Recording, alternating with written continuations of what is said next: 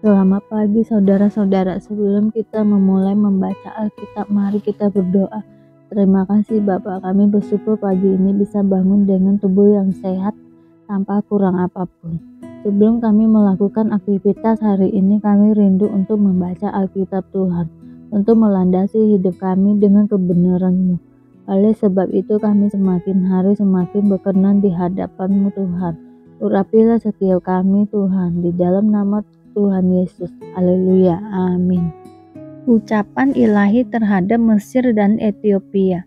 Pada tahun ketika panglima yang dikirim oleh Sargon, Raja Asyur, tiba di Asdod lalu memerangi dan merebutnya. Pada waktu itu berfirmanlah Tuhan melalui Yesaya bin Amos.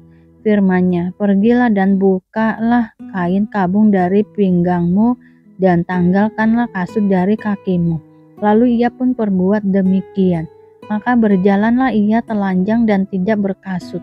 Berfirmanlah Tuhan, seperti hambaku Yesaya berjalan telanjang dan tidak berkasut 3 tahun lamanya, sebagai tanda dan alamat terhadap Mesir dan terhadap Ethiopia. Demikianlah Raja Asyur akan mengiring oleh Mesir sebagai tawanan dan orang Ethiopia sebagai buangan, tua dan muda, telanjang dan tidak berkasut, dengan pantatnya kelihatan.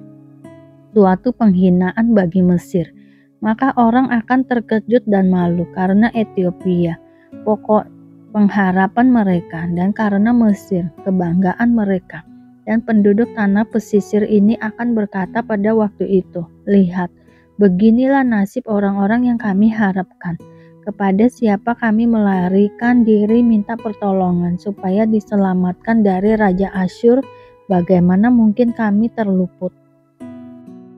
Ucapan ilahi terhadap Babel. Ucapan ilahi terhadap padang gurun di tepi laut, seperti puting beliung mendesing lewat di tanah Negeb. Demikianlah datangnya dari padang gurun dan dari negeri yang dahsyat. Suatu penglihatan yang kejam telah diberitakan kepadaku. Penggarong menggarong, perusak merusak. Majulah, hai Elam, kepunglah, hai Madai. Aku hentikan semua keluh yang ditimbulkannya. Sebab itu pinggangku amat sakit. Sakit mulas menimpa aku seperti sakit mulas perempuan yang melahirkan. Aku terbungkuk-bungkuk, tidak mendengar lagi. Aku terkejut, tidak melihat lagi. Hatiku gelisah, kekejutan meliputi aku.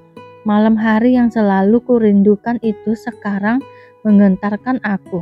Orang sibuk menyajikan hidangan, mengatur tempat-tempat duduk, makan, minum. Tiba-tiba kedengaran, hai para panglima, siaplah tempur, minyakilah perisai. Sebab beginilah firman Tuhan kepadaku, pergilah, tempatkanlah seorang peninjau. Apa yang dilihatnya haruslah diberitahukannya. Apabila dilihatnya pasukan, pasang-pasangan orang berkuda, pasukan keledai, pasukan unta, maka haruslah diperhatikannya sungguh-sungguh dengan penuh perhatian. Kemudian berserulah orang yang melihat itu, di tempat peninjauan, ya Tuanku, aku berdiri senantiasa sehari suntuk, dan di tempat pengawalanku aku terpancang setiap malam. Lihat, itu sudah datang sepasukan orang, pasangan-pasangan orang berkuda. Lalu berserulah ia, katanya, sudah jatuh Babel, dan segala patung berhalanya telah diremukkan dan bertaburan di tanah. Hai bangsaku yang telah dipijak-pijak dan diinjak-injak, apa yang kudengar dari Tuhan semesta alam, Allah Israel, telah kuberitahukan kepadamu. Ucapan ilahi terhadap Duma. Ucapan ilahi terhadap Duma. Ada seorang berseru kepadaku dari Seir, hai pengawal, masih lama malam ini. Hai pengawal, masih lama malam ini. Pengawal itu berkata, pagi akan datang, tetapi malam juga. Jika kamu mau bertanya, datanglah bertanya sekali lagi. Ucapan ilahi terhadap Arabia. Ucapan ilahi terhadap Arabia. Di belukar di Arabia kamu akan bermalam. Hai kafilah-kafilah orang Dedan. Hai penduduk tanah Tema, keluarlah, bawalah air kepada orang yang haus. Pergilah, sambutlah orang pelarian dengan roti. sebab mereka melarikan diri terhadap pedang. Ia terhadap pedang yang terhunus, terhadap busur yang dilentur, dan terhadap kehebatan peperangan. Sebab beginilah firman Tuhan kepadaku, dalam setahun lagi, menurut masa kerja prajurit upahan, maka segala kemuliaan Kedar akan habis. Dan dari pemanah-pemanah yang gagah perkasa dari Bani Kedar akan tinggal sejumlah kecil saja. Sebab Tuhan Allah Israel telah mengatakannya. Kelancangan penduduk Yerusalem, ucapan ilahi terhadap lembah penglihatan. Ada apa geranggangan, maka semua pendudukmu naik ke soto-soto rumah.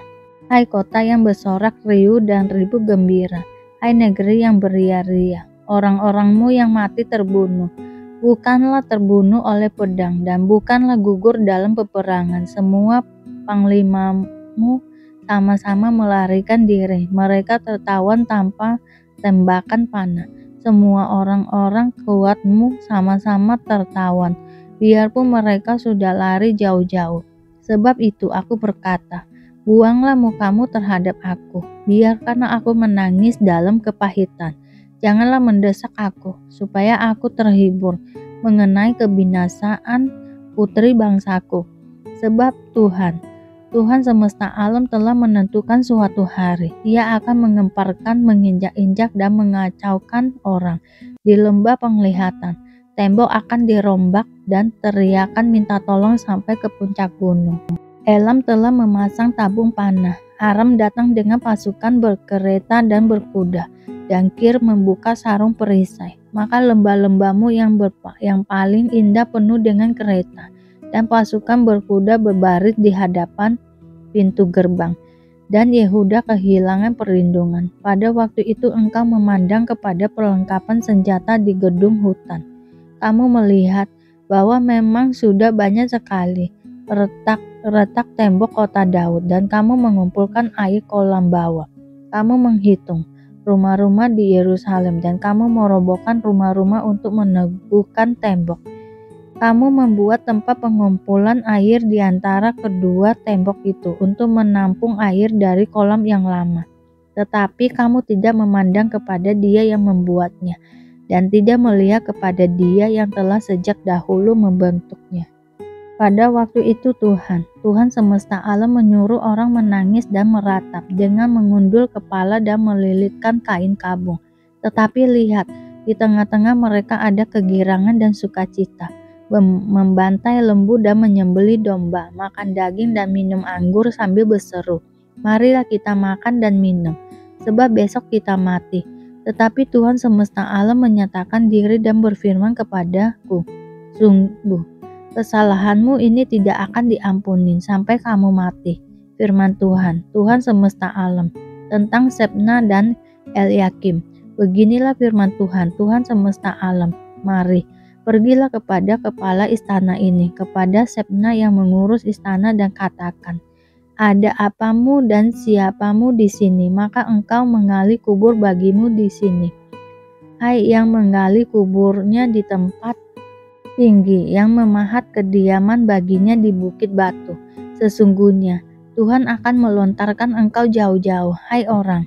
Ia akan memegang engkau dengan kuat-kuat dan mengulung engkau keras-keras menjadi suatu gulungan dan mengulingkan engkau seperti bola ke tanah yang luas. Disitulah engkau akan mati, dan disitulah akan tinggal kereta-kereta kemuliaanmu. Hai engkau yang memalukan keluarga tuanmu, aku akan melemparkan engkau dari jabatanmu, dan dari pangkatmu engkau akan dijatuhkan. Maka pada waktu itu aku akan memanggil hambaku Eliakim bin Hilkiah. Aku akan mengenakan jubahmu kepadanya, dan ikat pinggangmu akan kuikatkan kepadanya, dan kekuasaanmu akan kuberikan ke tangannya. Maka ia akan menjadi bapa bagi penduduk Yerusalem dan bagi kaum Yehuda. Aku akan menaruh kunci rumah Daud ke atas bahunya. Apabila ia membuka, tidak ada yang dapat menutup. Apabila ia menutup, tidak ada yang dapat membuka. Aku akan memberikan dia kedudukan yang teguh, seperti gantungan yang dipasang kuat-kuat pada tembok yang kokoh. Maka ia akan menjadi kursi kemuliaan bagi kaum keluarganya, dan padanya akan digantungkan segala tanggungan kaum keluarganya. tunas dan taruk, beserta segala perkakas yang kecil, dari piring pasu sampai periuk belangga. Maka pada waktu itu, demikianlah firman Tuhan semesta alam. Gantungan yang dipasang kuat-kuat pada tempat yang kokoh itu tidak akan kuat lagi, sehingga patah dan jatuh, dan segala tanggungannya itu hancur, sebab Tuhan telah mengatakannya. Sebab kita tahu bahwa sampai sekarang segala makhluk sama-sama mengeluh dan sama-sama merasa sakit bersalin. Dan bukan hanya mereka saja, tetapi kita yang telah menerima karunia sulung roh, kita juga mengeluh dalam hati kita sambil menantikan pengangkatan sebagai anak, yaitu pembebasan tubuh kita. Sebab kita diselamatkan dalam pengharapan, tetapi pengharapan yang dilihat, bukan pengharapan lagi. Sebab bagaimana orang masih mengharapkan apa yang dilihatnya. Tetapi jika kita mengharapkan apa yang tidak kita lihat, kita menantikannya dengan tekun. Demikian juga Roh membantu kita dalam kelemahan kita. Sebab kita tidak tahu bagaimana sebenarnya harus berdoa. Tetapi Roh sendiri berdoa untuk kita kepada Allah dengan keluhan-keluhan yang tidak terucapkan. Dan Allah yang menyelidiki hati nurani mengetahui maksud Roh itu, yaitu bahwa ia sesuai dengan kehendak Allah, berdoa untuk orang-orang kudus. Kita tahu sekarang bahwa Allah turut bekerja dalam segala sesuatu untuk mendatangkan kebaikan bagi mereka yang mengasihi Dia, yaitu bagi mereka yang terpanggil sesuai dengan rencana Allah. Sebab semua orang yang dipilihnya dari semula, mereka juga ditentukannya dari semula untuk menjadi serupa dengan gambaran anaknya, supaya ia, anaknya itu menjadi yang sulung di antara banyak saudara. Dan mereka yang ditentukannya dari semula, mereka itu juga dipanggilnya. Dan mereka yang dipanggilnya, mereka itu juga dibenarkannya. Dan mereka yang dibenarkannya, mereka itu juga dimuliakannya. Keyakinan iman. Sebab itu, apakah yang akan kita katakan tentang semuanya itu?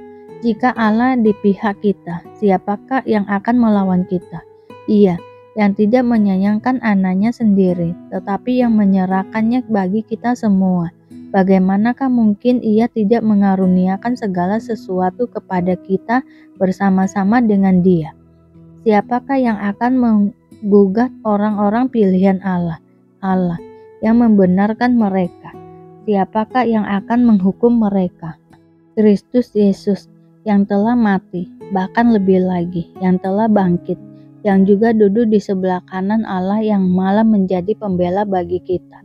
Siapakah yang akan memisahkan kita dari kasih Kristus? Penindasan atau kesesakan atau penganiayaan, atau kelaparan atau ketelanjangan, atau bahaya atau pedang.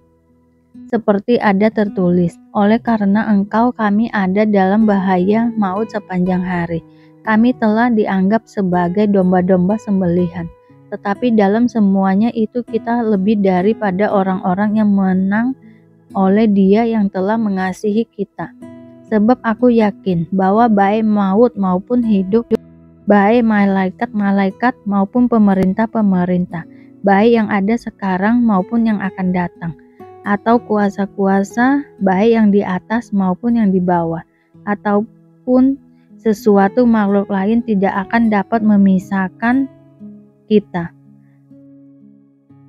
dari kasih Allah yang ada dalam Kristus Yesus Tuhan kita. Terima kasih Bapa untuk hari ini, sehingga kami dapat membaca Alkitab-Mu Tuhan. Mari doa Bapa kami. Bapa kami yang di surga, dikuduskanlah nama-Mu, datanglah kerajaan-Mu, jadilah kehendak-Mu di bumi seperti di surga. Berikanlah kami pada hari ini makanan kami yang secukupnya, dan ampunilah kami akan kesalahan kami, seperti kami juga mengampuni orang yang bersalah kepada kami. Dan janganlah membawa kami ke dalam pencobaan, tetapi lepaskanlah kami daripada yang jahat, karena Engkaulah yang mempunyai kerajaan dan kuasa dan kemuliaan sampai selama-lamanya. Terima kasih Bapa. Kami selalu bersyukur atas apapun Tuhan berikan hidup kami. Engkau tidak pernah meninggalkan kami ya Bapa. Hidup kami akan senantiasa berkecukupan di dalam-Mu. Di dalam nama Tuhan Yesus kami berdoa dan mengucap syukur. Amin, amin, amin. Tuhan Yesus memberkati.